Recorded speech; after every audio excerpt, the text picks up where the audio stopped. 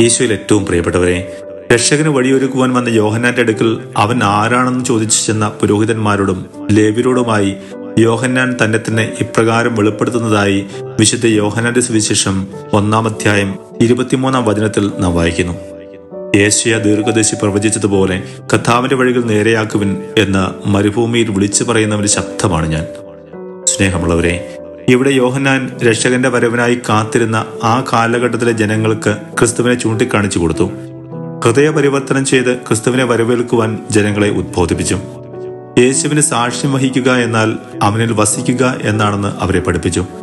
ക്രിസ്തു സാക്ഷ്യം വഹിക്കുക എന്ന ദൗത്യത്തിൽ നമ്മുടെ ജീവിതം എവിടെ എത്തി നിൽക്കുന്നു? നിസ്വാർത്ഥമായി ഈശോയ്ക്ക് സാക്ഷ്യം വഹിക്കുവാനും ഈശോയെ മറ്റുള്ളവർക്ക് കാണിച്ചു കൊടുക്കുവാനും നമ്മുടെ ജീവിതം കൊണ്ട് സാധിക്കുന്നുണ്ടോ എന്ന് ഈ അവസരത്തിൽ ആത്മപരിശോധന ചെയ്യാം.